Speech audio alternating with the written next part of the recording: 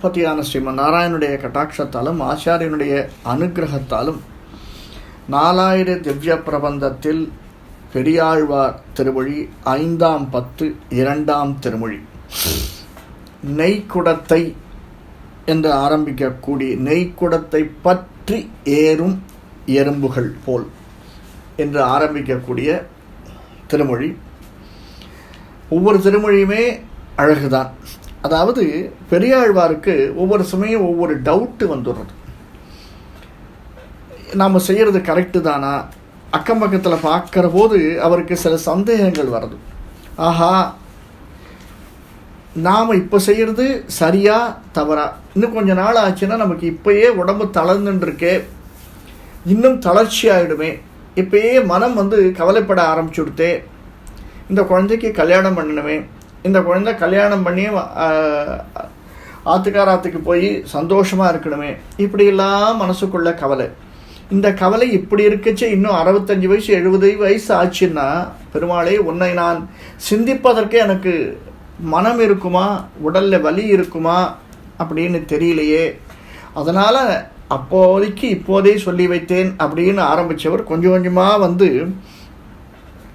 பனி பிணி பசி மூப்பு துன்பம் ஆதலால் பிறவி வேண்டேன் அரங்கமா நகருளானே அப்படின்னாரு. அந்த மாதிரி எனக்கு பிணி வந்துடுத்துன்னா, நோய் வந்துடுத்துன்னா என்னால் உன்னை நினைக்க முடியுமோ முடியாதோ, அதனால் நான் இப்பயே உன்னை சொல்லி வச்சிடுறேன் அப்படின்னு இந்த 10 பாசுரங்களில் ஒரு கட்டியம் கூறுவது மாதிரி ஒரு வார்த்தையை சொல்கிறேன். நெய்க்குடத்தை பற்றி ஏறும் எறும்புகள் போல் நிறந்து எங்கும் கை கொண்டு நிற்கின்ற நோய்கள்.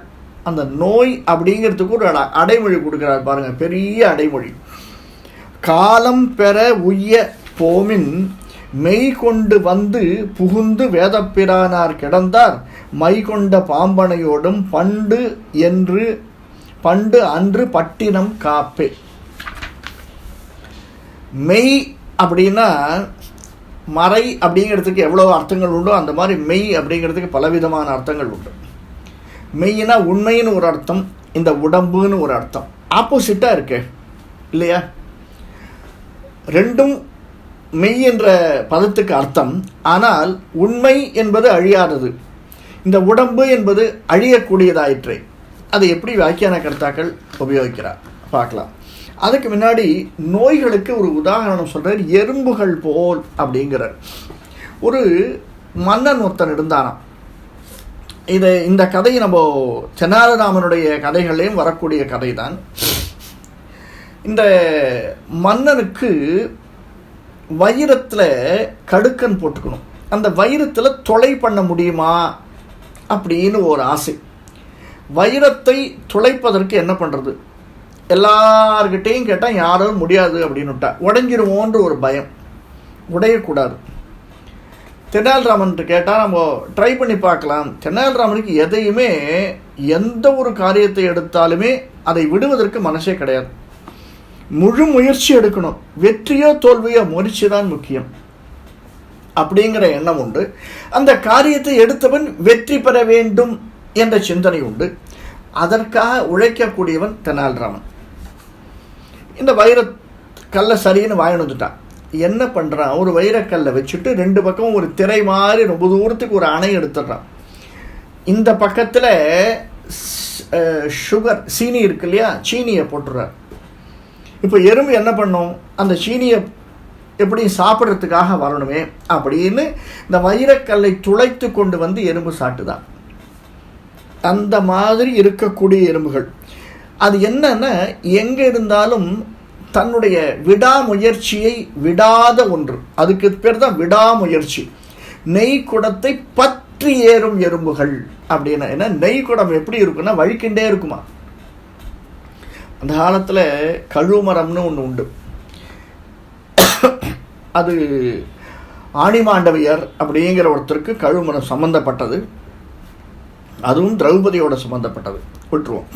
அந்த மாதிரி வழுக்கி கொண்டே இருக்கக்கூடிய ஒரு குடம் நெய்க்குடம், அந்த இடத்துல பற்றி ஏறும் எறும்புகள் போல் அப்படின்னா அப்போ எவ்வளவு மன உறுதி வேண்டும் அந்த எறும்புகளுக்கு. அப்படிப்பட்ட எறும்புகள் நிறந்து எங்கும் கை கொண்டு நிற்கின்ற நோய்கள். இந்த நோய் வர்றதே எப்படிப்பட்ட நோய் வருது தெரியுமா? நம்ம விடவே விடாது. நாம் செஞ்ச கர்மா நோய்களாக வந்துட்டே இருக்கு. It will never leave as. ஏதாவது ஒரு இடத்துல நமக்கு நல்லதே செஞ்சுருக்கோம் அப்படின்னு அதை நிராகரித்தா கூட எங்கேயாவது அப்படியே பற்றி கொண்டு அவை வந்து விடுவான். அந்த மாதிரி கை கொண்டு நிற்கின்ற நோய்கள், அதுவும் சாதாரணமாக இல்லை, கை கொண்டு நிற்கின்றது அப்படின்னா என்ன அர்த்தம்? இதில் வியாக்கியான கர்த்தாக்கள் சொல்கிறா அது உடம்பு மூறும் பரவி கொண்டு இருக்கக்கூடிய நோய்கள் அப்படின்னு. வித்தியாசமே இல்லை. தலை முதல் கால் வரை நம்மளுக்கு நோயால் ஆனது தான். அப்படிப்பட்டவன் ஒரு மனிதன் எப்படி இருக்க வேண்டும்? மெய் கொண்டு வந்து புகுந்து வேதப்பிரானார் கிடந்தார் மை கொண்ட பாம்பனையோடும் பண்டு அன்று பட்டினம் காப்பு.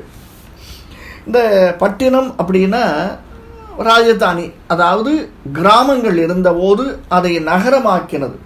நகரத்தில் தான் அரசன் இருப்பான்.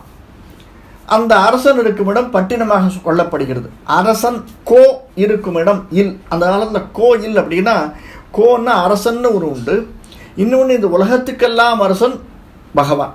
அவன் இருக்கக்கூடிய இடம் எது? பட்டினம். பட்டினம்னா நம்ம பட்டு பட்டு பட்டு உணர்ந்து கொண்ட வேண்டியது. அப்படிப்பட்ட ஒரு இனமாக நாம் இருக்கோமே, அதையெல்லாம் காப்பாற்றவனாக இருக்கக்கூடியவன் யாரு? அங்கே இருக்கக்கூடியவன். அவன் எங்க இருக்கான்? பாம்பனை மீது பள்ளி கொண்டிருக்கான். அப்படிப்பட்டவனை மெய் கொண்டு வந்து புகுந்து வேதப்பிரானார் கிடந்தார் அப்படின்னா, வேதங்களால் கூறப்பட்டுவன், அதாவது மெய் கொண்டு, இந்த உடம்பை கொண்டு வந்து புகுந்தவன். இந்த உடம்பிலே வந்து புகுந்தது எது? வேதங்கள். வேதங்களினால் வந்து புகுந்தது. வேதங்கள் சொல்லக்கூடியது, வேதங்களில் உண்டாகக்கூடிய இதிகாசங்கள், புராணங்கள், மற்ற எல்லாமே அந்த வேதங்களை வைத்து உருவானது. அது அண்ட சராசரத்தையும் ஆளக்கூடிய பகவானிடம் சென்று சேரக்கூடியது. எப்பொழுது? பண்டு என்று அப்படின்னு ஒரு வார்த்தை யூஸ் பண்ணுறார். பண்டு அப்படின்னா பண்டொரு நாள் அப்படின்னு, முன்னே ஒரு நாள்னு ஒரு அர்த்தம் இருக்கும். பண்டுன்னா பழைமை அப்படின்னு ஒரு அர்த்தம். Long ago, once upon a டைம்ங்கிறது ஒரு மீனிங். பழைமை அப்படின்னா ரொம்ப பழைய காலம்னு அர்த்தம் கிடையாது. பழைமை அப்படின்னா அது ரொம்ப காலமாக இருக்கக்கூடியது அப்படின்னு ஒரு அர்த்தம் உண்டு. பழைமை ரொம்ப காலமாக இருக்கக்கூடியது. பண்டு அப்படிங்கிறதுக்கு அதுலேருந்து தான் இங்கிலீஷில் ஒரு வேர்டு யூஸ் உண்டாச்சோ என்னமோ, FUND ஃபண்டு அப்படின்னு. பண்டு அப்படிங்கிற வார்த்தைக்கு நிதி என்ற அர்த்தமும் உண்டு. ஸோ பண்டு வந்து ஃபண்டாயிடுத்து. ஸோ நிதி, இந்த உலகத்திற்கே நிதியாக விளங்கக்கூடியவன் யாரு? பகவான். பண்டு என்று பட்டினம் காப்பே. ஏன்னா அதிகமாக பட்டினத்தில் காக்கக்கூடியது நிதி. பட்டினம் காக்கக்கூடிய இடத்திலே அமர்ந்து படுத்து பாம்பனை மேல் பள்ளி கொண்டு இருக்கக்கூடியவன் பகவான். எல்லோருக்கும் நிதியாக கருதக்கூடியவன். செல்வத்துள் செல்வம் செவிச்செல்வம். அந்த செல்வத்துக்கெல்லாம் தலையாக விளங்கக்கூடியவன், அனைத்து செல்வங்களுக்கும் அவன். மா நிதி அப்படின்னு பெருமாளுக்கு வைத்த மாநிதி அப்படின்னு ஒரு திவிதேசத்தை பெருமாளுக்கு பேர். அந்த மாதிரி விளங்கக்கூடியவன். இந்த மெய் கொண்டு, இந்த மெய்னா உடம்பு, இந்த உடம்புல என்ன வந்துடும்? கை கொண்டு நிற்கின்ற நோய்கள் எல்லாம் இந்த உடம்புல வந்து புகுந்துடும். வந்து புகுந்ததுன்னா என்ன ஆகும்? என்னால் உன்னை வந்து சேவிக்க முடியாது. அதனால் இங்கே இருக்கக்கூடிய அனைவரும், அதாவது இந்த பூமியில் இருக்கிறதுக்கு நாம் என்னென்னலாம் உண்டோ அதையெல்லாம் காப்போம் இல்லையா? நிதிகளை காப்போம், நாம் வாங்கி வந்த வரங்களை காப்போம். இதையெல்லாம் காத்து கொண்டு நிற்கிற போது உன்னால் என்னை கூற முடியாது. அதனால் நான் இப்பயே சொல்லிடுறேன், நீ யாரு? பாம்பனை மேல் பள்ளி கொண்டவன், நீ என்னை காக்க வேண்டும் அப்படின்னு ஒரு அர்த்தம். இன்னொரு அர்த்தம், நெய்க்குடத்தை பற்றி ஏறும் எறும்புகள் போல் நிறந்து எங்கும். நிறந்து எங்கும் அப்படின்னா நிறைவாக எங்கும் இருக்கக்கூடியவன் நீ. உன்னை எப்படி காலம் பெற உய்யப்போமின் மெய் கொண்டு வந்து. இந்த காலம் அப்படிங்கிறதுல என்ன ஆகிடும்னா, காலப்போக்கில் மறந்து போயிடுறதுன்னு ஒரு வார்த்தை சொல்கிறார் இல்லையா? காலம் பெற உய்யப்போமின். இந்த காலப்போக்கில் என்ன ஆகிடும்? எல்லாமே எர் இஸ் ஹியூமன். அது மட்டும் இல்லை, மறதி மனிதருக்கு வரப்பிரசாதம்னு சொல்லுவாள். எல்லாத்தையும் நம்ம ஞாபகம் வச்சுருந்தோம்னு நினச்சி பாருங்களேன், என்ன ஆகும்? அதனால் மறதி ஒரு வரப்பிரசாதம். அந்த சமயத்தில் உண்மையை கண்டு சொல்வது எது அப்படின்னா வேதங்கள். அந்த வேதங்களை நான் ஓதி உன்னை அடைவதற்கு நீ எனக்கு வழி செய்ய வேண்டும் அப்படின்னு முதல் பாசுரத்தில் ஆழ்வார் சாதிக்கிறார். இப்போ அடுத்த பாசுரம். சித்திரகுப்தன் எழுத்தால் தென்புலக்கோன் பொறி ஒற்றி வைத்த இலச்சினை மாற்றி தூதுவரோடு ஒளித்தார். தூதுவர் ஓடி ஒளித்தார். முத்து திரைக்கடல் சேர்ப்பன் மூதறிவாளர் முதல்வன் பக்தர்க்கு அமுதன் அடியேன் பண்டு அன்று பட்டினம் காப்பே. எல்லா விதமான நீதிகளையும் காக்கக்கூடியவன், மிக மிக பழமையாக எழுந்தருளி இருக்கக்கூடியவன். மிக மிக பழமையாக எழுந்தருளக்கூடியவன்னா முதல்ல தோன்றியவன், அதானே ஓல்டஸ்ட் அப்படின்னு பார்க்கச்சே முதல்ல தோன்றியவன், பழமையாக எழுந்தருளிக்கக்கூடியவன். பண்டு அன்று பட்டினம், அன்னைக்கே நீ தோன்றினாயே, அப்படிப்பட்ட நீ என்ன எடுத்து இந்த சித்திரகுப்தன், நம்ம இதை கேள்விப்பட்டிருக்கோம், யமன் சித்திரகுப்தன். இவ இந்த எழுதி வச்சிருப்பா, ஒரு பெரிய இந்த படத்தெல்லாம் பார்த்துருப்போம், பெரிய ரேட்டில் எழுதி வச்சிருப்பா. இன்னைக்கு இவாளுக்கு காலம் முடிஞ்சிடுறது, நீ போய் அழிச்சுட்டு வா அப்படின்னு சொல்லுவா. இந்த யம தூதர்கள் வருவா, ஒரு சில இப்போ இருக்கிற மாதிரி விசிட்டிங் கார்டோடு வருவா, அடையாளத்தோடு வருகிறார்கள்ன்றார். யாரு? எழுத்து தென்புலக்கோன் பொறி ஒற்றி அப்படிங்கிறார். அடையாளத்தோடு வருவாளாம் யம தூதர்கள். ஏன்னா இப்பயே சில சமயத்தில் நம்ம வண்டியில் போகச்சே கேட்குறாள் இல்லையா, அடையாளம் காட்டுங்கோ அப்படின்னு. நாமளே சில பேர் கேட்குறோம், ஒரிஜினல் போலீஸா இல்லை டூப்ளிகேட்டா, ஒரிஜினல் தானே நீங்கள், உங்களுடைய அடையாளத்தை காட்டுங்கோன்னு. அந்த மாதிரி பக்தர்கள் யாராவது, யார் கேட்பா? இறக்க போகிறவன் கேட்பானா? கேட்க மாட்டான். யார் கேட்பான்? இந்த அடையாளம் காட்டுன்னு சொல்கிறவன் யாருன்னா, பகவானுடைய தூதர்கள் நம்மை அழைத்து நாராயணா என்ற வார்த்தையை நாம் கடைசியில் உச்சரிக்கும் போது அவனுடைய தூதர்கள் நம்மை அழைத்து கொள்ள சென்ற போது அந்த சமயத்தில் இவா வந்தாள்னா அடையாளம் கேட்பாளாம். அதை தான் சொல்கிறார். அடையாளத்தோடு மாற்றி ஓடி ஒளிந்து வைத்த இலச்சினை மாற்றி தூதுவரோடு ஓடி ஒளிந்தார். அவளை பார்த்தவொடனே இவ ஓடி ஒளிய ஆரம்பிச்சிட்டான். ஏன்னா இவன் நாமத்தை சொல்லிட்டு இருக்கான், நாராயண நாமத்தை சொல்லிட்டு இருக்கான். அப்படிப்பட்டவனை யாரு? நித்தியசூரிகளுக்கெல்லாம் தலைவனாக முத்து திரைக்கடல் சேர்ப்பன் மூதறிவாளன் முதல்வன், அவனுடைய நாமத்தை அவனுக்கெல்லாம் அந்த முதல்வனுக்கு பக்தராக விளங்கக்கூடிய பக்தர்க்கு அமுதன் அடியேன். அதனால இப்போது நீ கவலை கொள்ள வேண்டாம். இதனால என்ன ஒன்றே ஒன்றுன்னா, அடிக்கடி சொல்லக்கூடியது, நம்ம உலகத்தில் பயம் அப்படின்னு சொன்னோம்னா யம பயம் மட்டும்தான் சுவாமி. இந்த உடலை விட்டு உயிர் பிரிந்து விடுமோ என்ற ஒரே ஒரு பயம்தான். பயம் அப்படின்னா எல்லாம் அந்த கடைசியில் அல்டிமேட்டாக நீங்கள் எடுத்துன்னு வந்தீங்கன்னா புரியும். அது என்ன பயம்? யம பயம் மட்டும்தான். இந்த விபூதி அப்படின்னு சொல்லுவா, நித்திய விபூதி, இப்படி 3 விபூதிகள் இருக்கு. அந்த நித்திய விபூதிக்கு உரியவன் யாரு?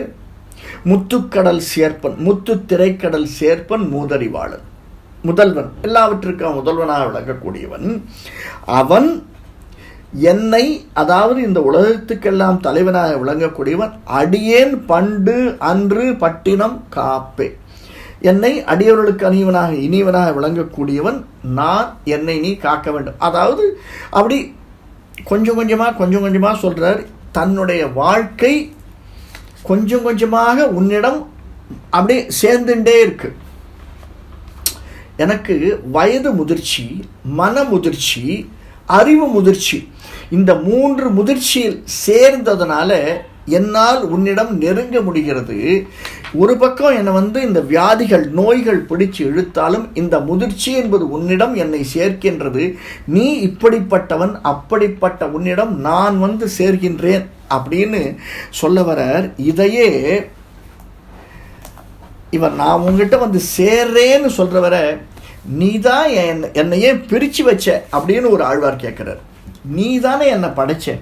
யாரு? நம்ம ஆழ்வார் தான், திருமிழிசை ஆழ்வார் தான். அவர் கேட்குறார் பாருங்கோ, பின் பிறக்க வைத்தன் என்கொல், என்னை எதுக்காக பிறக்க வச்ச? எனக்கோ வியாதிகள் வரும். அன்று நின்று தன் கழற்கு அன்பு உறவைத்த நாள் அறிந்தன் என்கொல், நான் எப்போ எதை தெரிஞ்சுக்கிறது? ஆழியான் தன் திறன் ஒன்று அன்பிலா அறிவிலாத நாயினேன் என் திறத்தில் என் கொள் எம்பிரான் குறிப்பில் வைத்தரே. நான் என்னதான் செய்ய முடியும்? என் திறப்பில் என் கொள். நான் என்ன செய்யணும்னு நீ எதிர்பார்க்குற என்கிட்ட?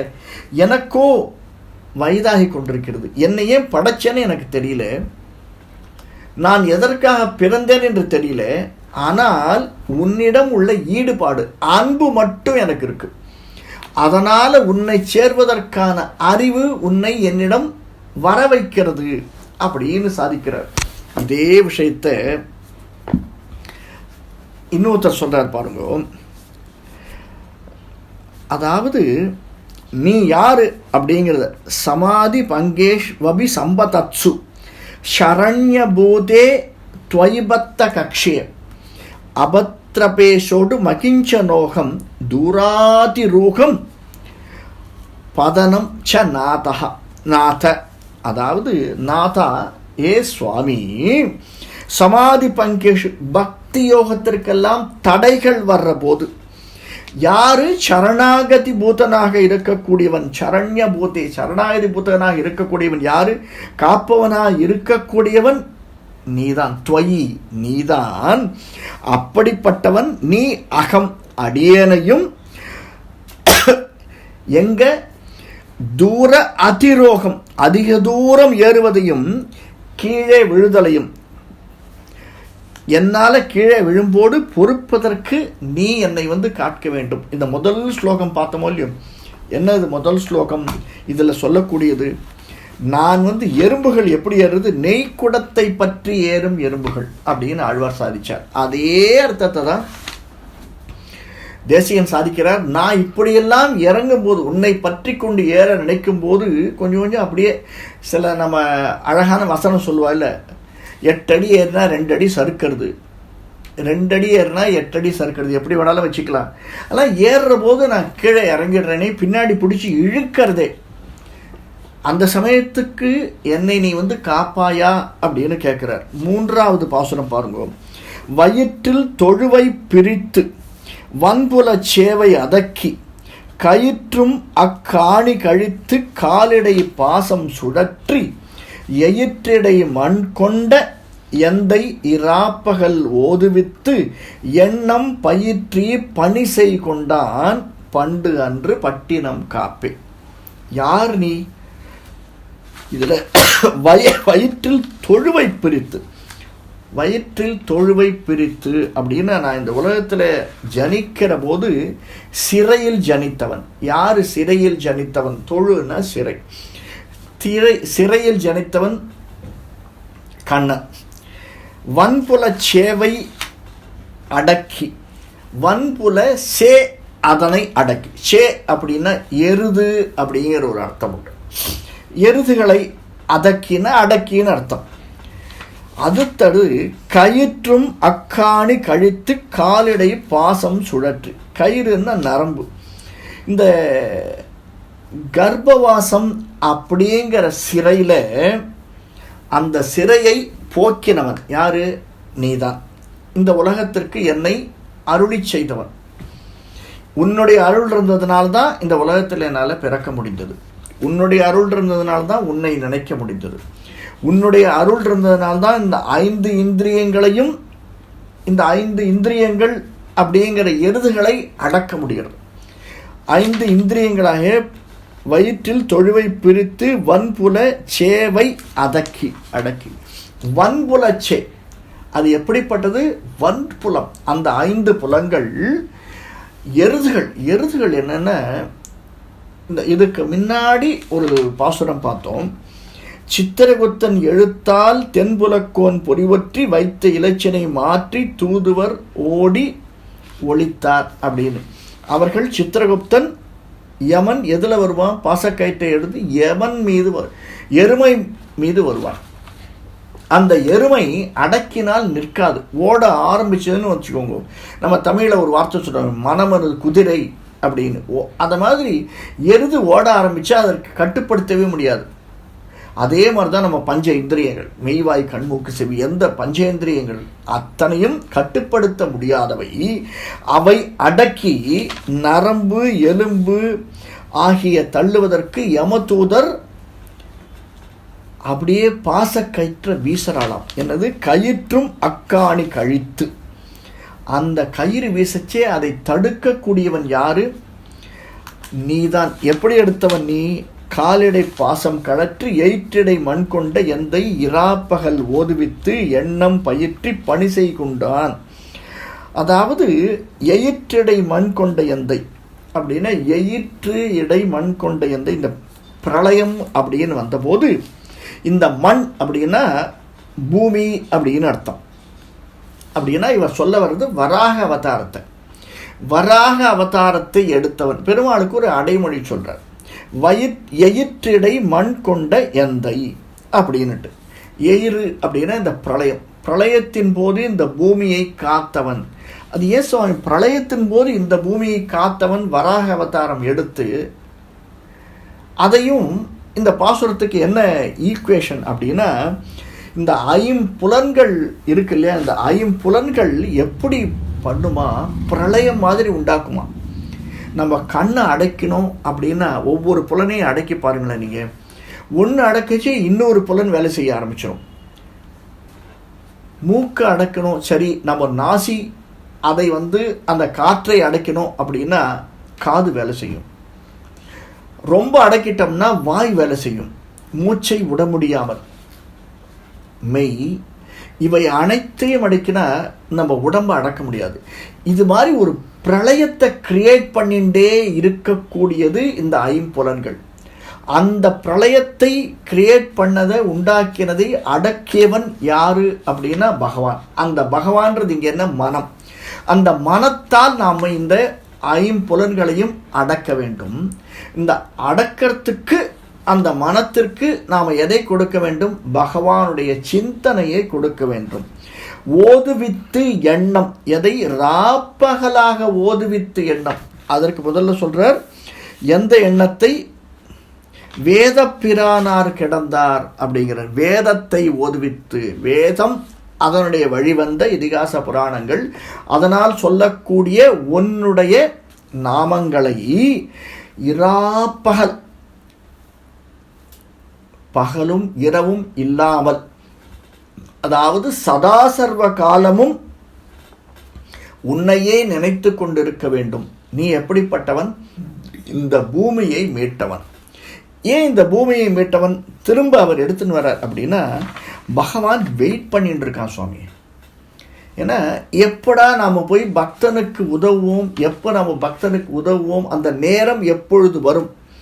ஏன்னா பகவான் உதாரணத்துக்கு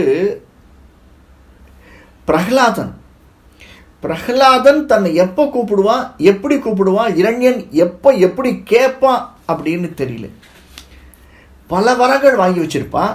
எந்த இடத்துல பிரகலாதன் தன்னை கூப்பிடுவான், அந்த காம்பினேஷன் ப்ராஸ் அண்ட் கான்ஸ் எப்போ ஒத்து போகும் அப்படிங்கிறதுக்காக பகவான் வெயிட் பண்ணிட்டு இருக்கானா. அந்த மாதிரி ஓதுவித்து எண்ணம் பயிற்றி பணி செய்ய கொண்டான். நமக்கு பணி செய்யறதுக்காக காத்து கொண்டு இருக்கக்கூடியவனே, அப்படிப்பட்ட நீ பண்டென்று பட்டினம் காப்பே. இந்த பண்டென்று பட்டினம் காப்பே அப்படின்னு நிறுத்திட்டார். அதில் ஒரு வார்த்தை, இந்த ஏகாரமாக நம்ம முதல்ல பார்த்தோம் போன வாரம், ஒரு ஏகாரம் முடிந்தால் எப்படி இருக்கும் அப்படின்னு. நீ காப்பே அப்படின்னா நீ காப்பாயாக அப்படின்னு அர்த்தம். பண்டு என்று என்னது? நிதிகள் இருக்கக்கூடியது, மாநிதி இருக்கக்கூடிய இந்த மனத்தினால் நான் உன்னை எண்ணுவதனால் இந்த மனத்தை காப்பதற்காக நீ பண்டு என்று பட்டினம். இப்படிப்பட்ட ஒரு பெரிய பட்டினம் எது? நீ இருக்கும் இடம்தானே பட்டினம். பகவான் எங்கே இருக்கானோ அந்த இடம்தான் பட்டினம். அப்படிப்பட்ட இடத்தை நீ காக்க வேண்டும். இப்பொழுது நான் உன்னை தியானிக்கிறேன், உன்னை சேவிக்கிறேன், நீ என்னை காப்பாயாக அப்படின்னு சொல்லி இந்த பாசுரத்தை முடிக்கிறார். அடுத்த பாசுரம், மங்கிய வல்வினை நோய்காள்.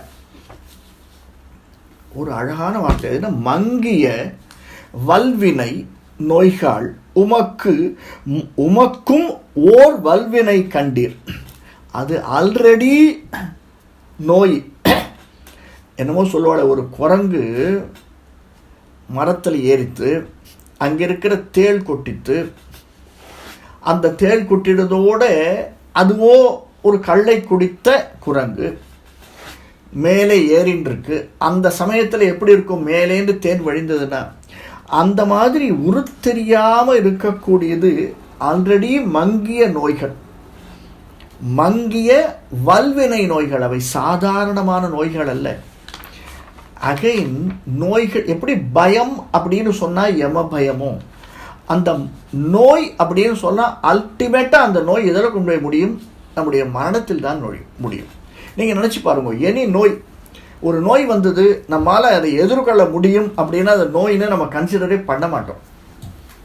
அந்த நோய் நமக்கு பயத்தை கொடுக்கிறது அப்படிங்கிற போது இது எந்த பயமாக இருக்கும், மரண பயமாக இருக்கும். இந்த நோய் வந்து எனக்கு தலைவலி வந்திருக்கு, ஐயோ தலைவலி தாங்கவே முடியல சுவாமி,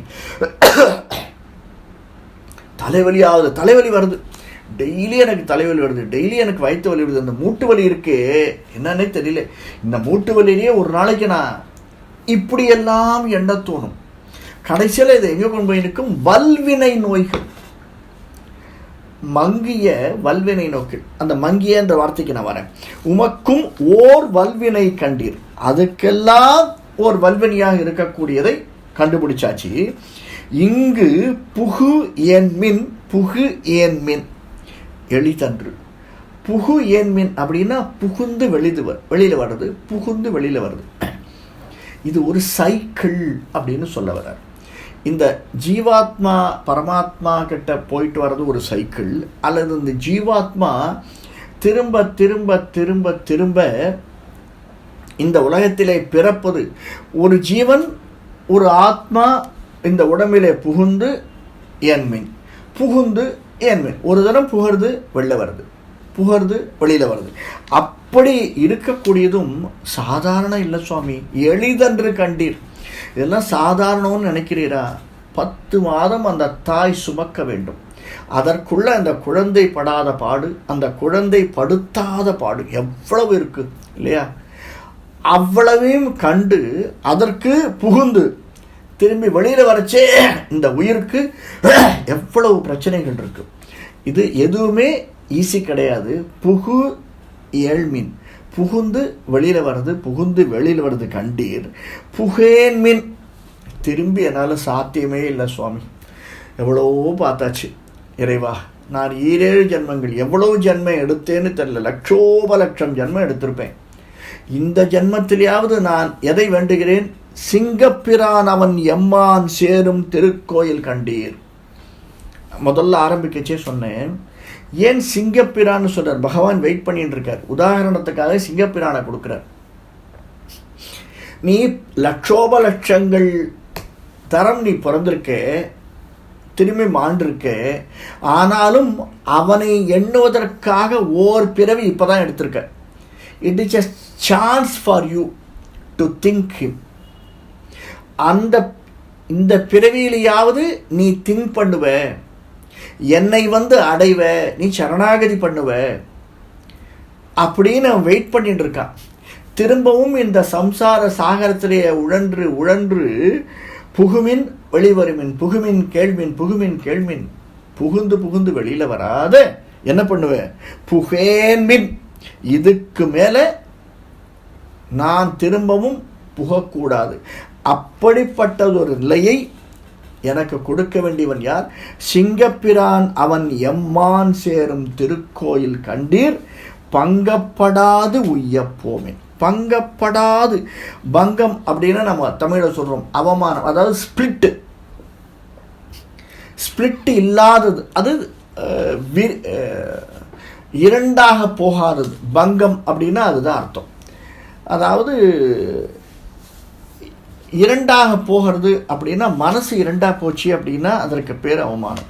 பங்கப்படாது உய்மின் போமின், உயிர்த்து போமின் பண்டென்று. இந்த இந்திரியங்கள் ஒவ்வொரு இந்திரியமாக பங்கப்படாது இருக்கணுமா. நம்ம முதல்லையே பார்த்தோம் இல்லையா, இந்த இந்திரியங்கள்லாம் சொன்னதை கேட்கறதே இல்லை சுவாமி, எவ்வளோ கேட்கறதில்ல. அப்போ தான் எதையோ ஒன்று நினைக்கும், எதையோ ஒன்று பார்க்கும், ஏதோ ஒரு வாசனை அடிக்கிறதேன்னு இந்த மூக்கு அந்த வாசனைக்கிட்ட போகும். என்றைக்குமே சாப்பிடாம ஏதோ ஒரு நம்ம இன்னும் எவ்வளோ நாள் இருக்க போகிறோன்னு தெரியல, எனக்கு ஆல்ரெடி சுகர் இருக்குது, ஆல்ரெடி அது இருக்குது, ஒரு தரமாவது இந்த ஜாங்கிரியை சாப்பிட்டுக்கிறேனே.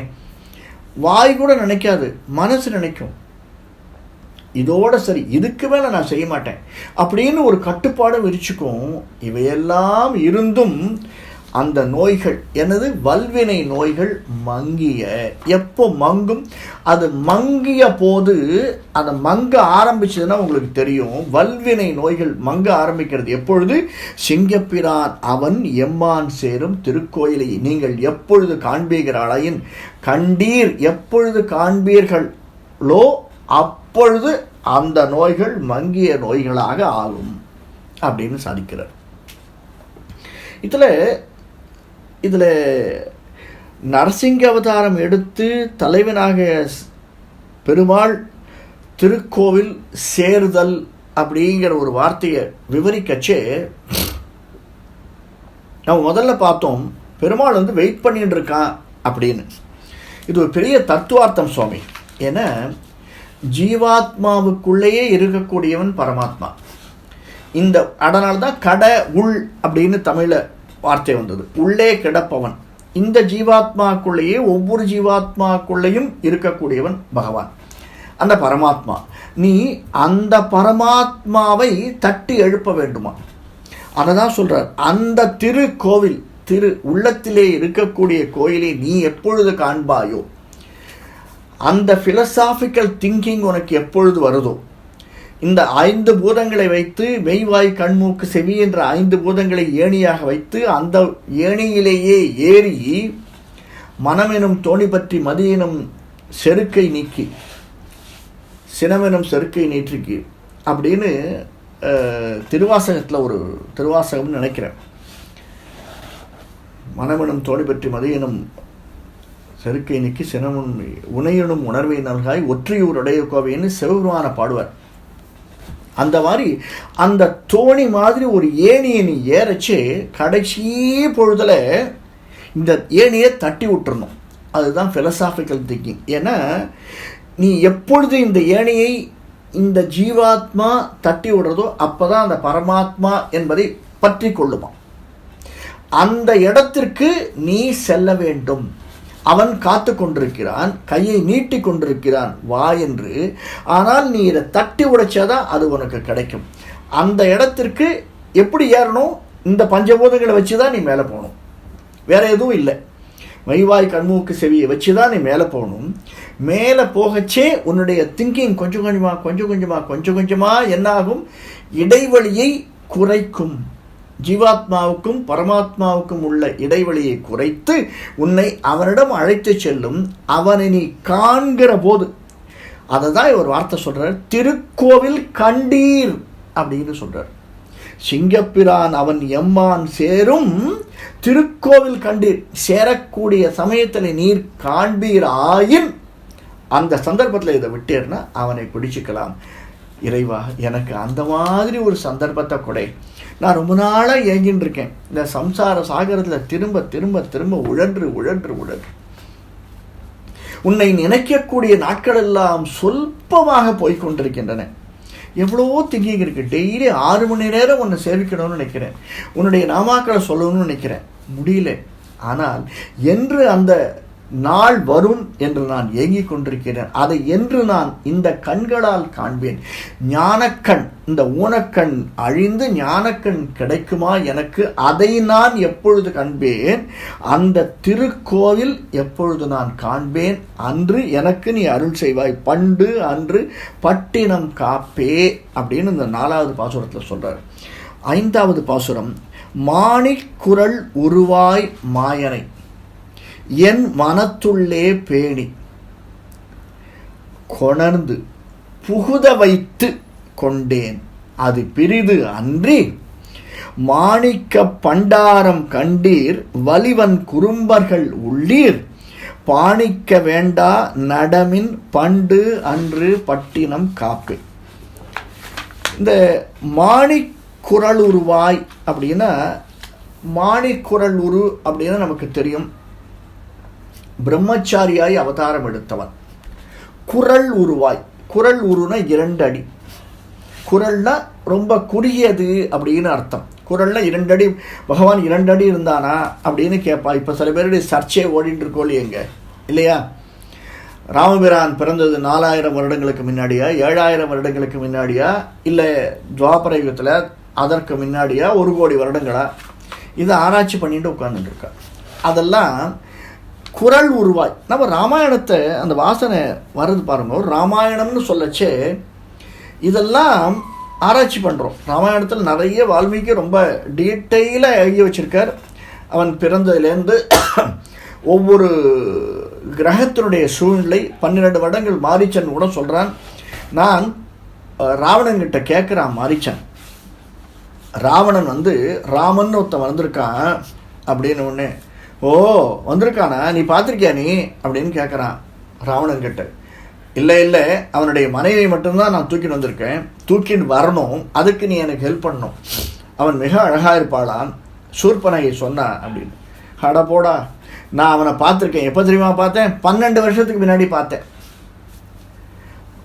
அப்படின்னு சாதிக்கிறான்.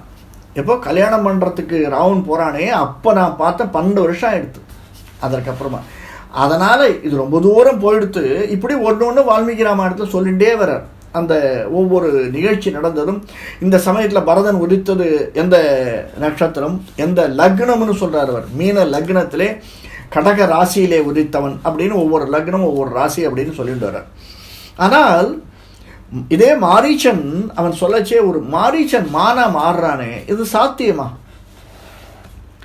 ராமாயணம் சாத்தியக்கூறுகளை உண்டாக்கக்கூடியது தான். ராமன் மனிதனாக பிறந்தவன், மனித அவதாரம் எடுத்தவன், மனிதனாக நடந்து கொண்டிருக்கக்கூடியவன். அந்த மனிதன் மாரீச்சமான்னு ஒன்று வரதே, லக்ஷ்மணன்னு சொல்கிறான்னா இதெல்லாம் சாத்தியமா? ஏதோ ஒரு டகல்பாஜித்தனமாக இருக்கே, இதனை போய் நம்பரையே அப்படின்னு லக்ஷ்மணன்னு சொல்கிறான். அகல்ய சாப விமோச்சனம் நினச்சி பாருங்க. ஒரு கல் ஒரு காற்று பட்டு பெண்ணாயிடுமா? இப்படி பல விதங்கள் உண்டு. நான் எப்போ சொல்கிறார், நான் ஒரு பிராமணன் அப்படின்னு பிராமண உருக்கொண்டு ஆஞ்சநேயர் வர்றார். வேடத்தை மாற்றிக்கொள்கிறார். சரி சுவாமி, வேடத்தை மாற்றிக்கொள்கிறார். இந்த சமயத்தில் 2 விஷயங்கள். ஆஞ்சநேயர்கிட்ட தான் ஏன் அந்த மோதிரத்தை கொடுக்கணும்? இதை நம்ம ராமாயணத்தில் பார்த்தோம். பகவான் இப்போ வாமனாவதாரம் யோசிச்சுட்டு இருக்கோம். இந்த வாமனாவதாரத்திலேருந்து திரிவிக்ரமாவதாரம் எடுக்கச்சே பகவானை பற்றி விவரிப்பார். அது ஸ்ரீமத் பாகவதத்தில் ரொம்ப அழகாக எழுதியிருக்கா. நம்ம ஸ்ரீமத் நாராயணத்தையும் பார்த்தோம். பெருமாள் அப்படி பெருசாயிண்டே போகிறார். பெருசாயிண்டே போகச்சே அவர் கால் தண்டை பெருசாயிண்டே இருக்குது, கால் நகங்கள் பெருசாயிண்டே இருக்குது, அவருடைய பூணூல் பெருசாயிண்டே இருக்குது. அப்படி தானே? ஏன்னா அது அதனுடைய ஈக்குவேஷன் அப்படியே பெருசாகிட்டே வர்றது. நீங்கள் இதே விஷயத்தை அங்கே எடுத்துக்கோங்க. எங்கே? ராமாயணத்தில் ஆஞ்சநேயர் இங்கேருந்து கிளம்புறார். மோதிரத்தை கையில் வாங்கிக்கிறார் சுவாமி.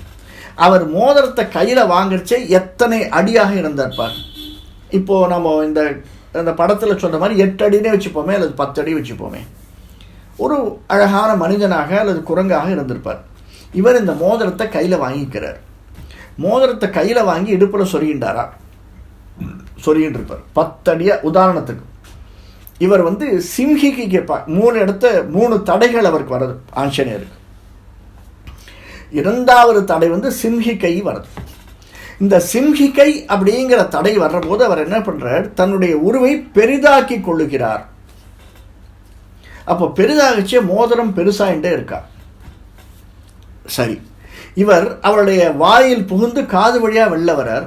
அப்போ மோதிரம் இன்னும் சிறிதாயிடுறதா? இது ராமனுடைய மோதிரம் அல்லவா? இதை ஞாபகத்தில் வச்சுக்கோங்க. அடுத்து வரக்கூடிய காலத்தில் நான் இதுக்கு விடை சொல்கிறேன்.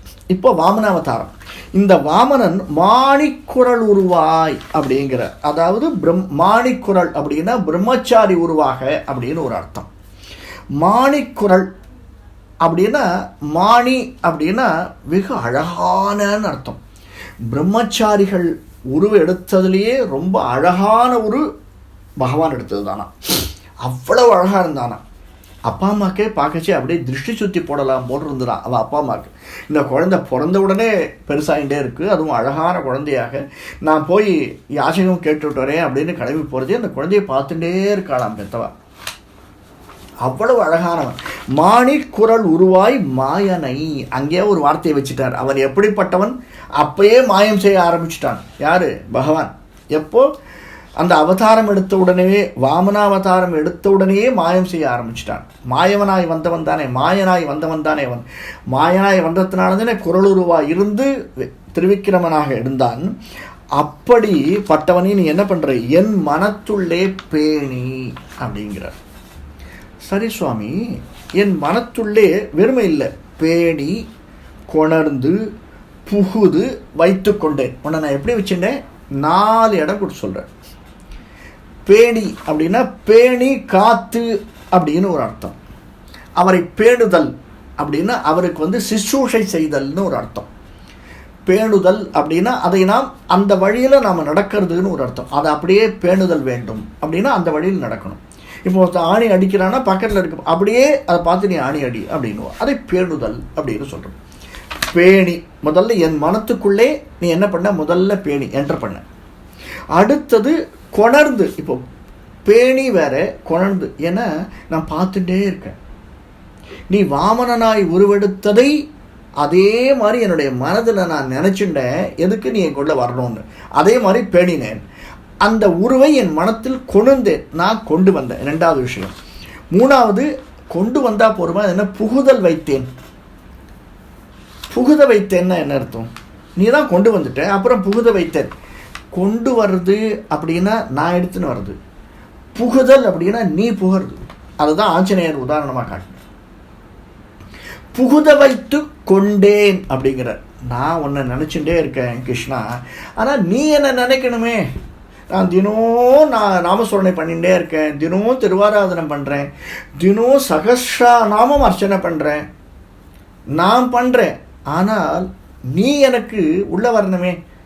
நான் உன்னை கொணர்ந்து எடுத்துன்னு வந்துட்டேன், ஆனால் நீ மனப்பூர்வமாக என் உள்ளே வரணும். அதை தான் சொல்கிறார். கொணர்ந்து புகுத வைத்து கொண்டேன், நான் உன்னை இருத்தி கொண்டேன். சிம்ஹிக்கை வாயை திறக்கச்சே திரும்பி வாயை மூடிடுறா. எதுக்காக? தன் உள்ளே வைத்து கொண்டு விட்டாள் அப்படின்னு அவன் நினச்சிட்டு இருக்கா. இவர் காது வழியாக வெளில வந்துடுறார். அதை புகுத வைத்து கொண்டு. இப்போ நான் உன்னை புகுத வைத்து கொண்டேன், ஆனால் அதுக்கப்புறம் சொல்கிறார், புகுத வைத்து கொண்டேன் பிரிது அன்றி. இதை தவிர்த்து மாணிக்க பண்டாரம் கண்டீர் வலிவன் குறும்பார்கள் உள்ளீர். அதாவது மாணிக்க பண்டாரம், இந்த இடத்துல மாணிக்க பண்டாரம்னா மாணிக்கம் அப்படின்னா அந்த மாணிக்கம் ஒரு வைரம், வைடூரியம், மாணிக்கம் அப்படி இருக்கக்கூடிய பண்டாரம். பண்டாரம் அப்படின்னா பண்டக சாலை அப்படின்னு அர்த்தம். பொருள்களை சேமிக்கக்கூடிய சாலை, அந்த இடத்துக்கு பேர் பண்டாரம். அப்போது இந்த அடியார்களெல்லாம் சில பேர் பண்டாரம் பண்டாரம்னு சொல்கிறாளே சுவாமி, அப்படின்னா என்ன அர்த்தம்? அப்படின்னா பகவானுடைய எண்ணங்களை தன்னுடைய மனதுக்குள்ளே சேவித்து வைத்திருக்கக்கூடியவன், அதுதான் பண்டாரம். பலவிதமான எண்ணங்களை, ஒரே எண்ணம் இல்லை, பலவிதமான எண்ணங்கள். அவன் கிருஷ்ணனா, இல்லை ராமனா, இல்லை வாமனனா, இல்லை திரிவிக்ரமனா, இல்லை பலராமனா, பரசுராமனா, யார் அவன்? பலவிதமாக எண்ணங்களை தன்னுடைய மனதிலே சேமித்து வைத்து கொண்டிருக்கக்கூடியவர்கள் பண்டாரம். இது மாணிக்க பண்டாரம். என்னது? பலவிதமான எண்ணங்கள் மட்டுமில்லை. மாணிக்கம் அப்படின்னா வைடம், வைடூரியம், கோமேதகம், இவையெல்லாம் நவரத்தினங்கள். நவரத்தினங்கள் அப்படின்னா வேல்யூபிள் அசட்ஸ், அதை சேமித்து வைத்து கொண்டிருக்கக்கூடியது. அப்படின்னு எது? இந்த உடல், என் உடல் மாணிக்கம் வைத்திருக்கக்கூடிய பொருட்சாலை அப்படிங்கிறார். அது எப்படி சுவாமி மாணிக்கம் வைத்திருக்கக்கூடிய பொருட்சாலை? இதற்கு முன்னாடி போன பாசுரத்தில் தான் சுவாமி வேற ஒன்று சொன்னார். இப்போ இந்த பாசுரத்தில் வேற ஒன்று சொல்கிறாரே, புரியவே இல்லையே. மங்கிய வல்வினை நோய்கள் உமக்கும் ஓர் வல்வினை கண்டீர். என் உடம்புல நீங்கள் பூந்துட்டீர்னு நோய்களை சொல்கிறார். இந்த இடத்துல என்ன சொல்கிறார்?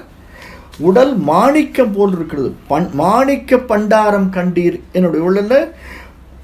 எதனால் அவர் மாற்றி சொல்கிறார் அப்படின்னா, அந்த நோய்கள் இருந்த வரைக்கும் உண்மைதான். ஆனால் இப்போ என்ன ஆயிடுத்து? இந்த மாணிக்க குரல் உருவாய் மாயனை என் உள்ளே வைத்தேன். எப்படி வைத்தேன்? என் உள்ளே பேணி கொணர்ந்து புகுது வைத்து கொண்டேன்.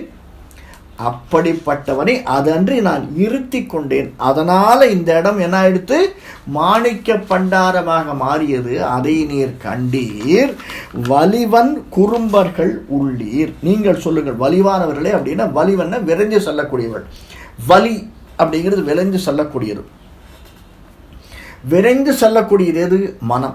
அந்த மனதினால் நான் இப்பொழுது அடக்கி கொண்டேன், உன்னை நான் இருத்தி கொண்டேன். பெருமாளே, இப்படி நான் உன்னை இருத்தி கொண்டவன். நீங்கள் விரைந்து சென்று இந்த காலத்தில் இல்லாதது போல் பெருமாளை ரீட்டைன் பண்ணி கொண்டேன். இது எப்படிப்பட்டதுன்றத கடைசி வார்த்தையில் பாணிக்க வேண்டா நடமின் அப்படிங்கிற குறும்பர்கள் உள்ளீர் பாணிக்க வேண்டா நடமின் பண்டு அன்று பட்டினம் காப்பு. Don't leave it. பாணிக்க வேண்டாம், ரொம்ப அலட்சியமாக இருந்துடாதீங்கோ. நடமின், அதை நீங்கள் ஃபாலோ பண்ணுங்க அப்படிங்கிற. சர்வசாதாரணமாக இருந்துட்டேன்னா இது இப்படி இந்த காதில் வாங்கி அந்த காதில் இந்த சில ஆசிரியர்கள் சொல்கிறத மாணவர்கள் அப்படி தானே பண்ணுவா. சில கிளாஸில் போனோம்னா அவர் ஏதோ பேசின்னு இருக்கார், அவர் பாட்டுக்கு அவர் பாடிட்டு இருக்கார், நம்ம பாட்டுக்கு நம்ம பண்ணிட்டு இருப்போம் அப்படின்னு இந்த காதில் வாங்கி இந்த காதில் விட்டுற மாதிரி இருக்கக்கூடாது. பாணிக்க வேண்டாம் நடமின் பண்டு அன்று பட்டினம் காப்பே. ரொம்ப ரீட்டைன் பண்ணிக்கோங்க. இதெல்லாம் நீங்கள் சேர்த்து வைத்து கொள்ளுங்கள். அப்படிப்பட்ட உன்னை நான் பாணிக்க வேண்டாம் அப்படின்னா அது ஒரு அர்த்தம். இன்னொரு அர்த்தம் இருக்குது. பாணிக்க வேண்டான்னா கால தாமதம் செய்யாதீர்கள் அப்படின்னு ஒரு அர்த்தம். ரொம்ப நேரம் இழுத்துறாதீங்க. ஏன்னா பகவான் உன்கிட்ட ரீட்டைன் ஆகிறதே கொஞ்ச நாளி. உன் மனசையன்னு எல்லாத்தையும் பஞ்ச இந்திரியங்களையும் கட்டி பிடிச்சி அப்படியே வச்சுட்டு இருக்க. அந்த சமயத்தில் பகவான் உள்ள வரான். அதை நீ நழுவ விட்டுறாதே. அந்த மாதிரி ஒரு ஆச்சரியமான பொழுதை நீ நழுவ விட்டு விடாதே. அவனை பிடித்துக்கொள், அவனுடைய திருவடியை நீ பிடித்துக்கொள் என்று. அதாவது இவர் சொல்ல வர்றது இன்னொரு 2-3 தசகங்கள் தான் இருக்குது. அதனால் அந்த கடைசியில் எடுத்துன்னு வர்றார். எது? திருவடி சம்பந்தம் வேணும் உனக்கு, நீ சரணாகதி பண்ணிக்கோ, உன்னுடைய வாழ்க்கை ரொம்ப குறுகியது, அதையெல்லாம் சொல்ல வரவர் ஒரு இண்டிகேஷனாக சொல்கிறார். உன்னுடைய வாழ்க்கையை பாணிக்க வேண்டாம் நடமின் பண்டு என்று பட்டினம் காப்பே. நீ அதை உறுதிப்படுத்திக்கொள் பகவானே, எனக்கு நீ அதை அருள் செய்வாயாக என்று பகவானிடம் வேண்டுகிறார் பெரியாழ்வார். மிச்சம் அடுத்த வாரம் பார்ப்போம். கவிதார்க்கிக சிம்ஹாய கல்யாண குணசாலினே ஸ்ரீமதே வெங்கடேசாய வேதாந்த குரவே நமः.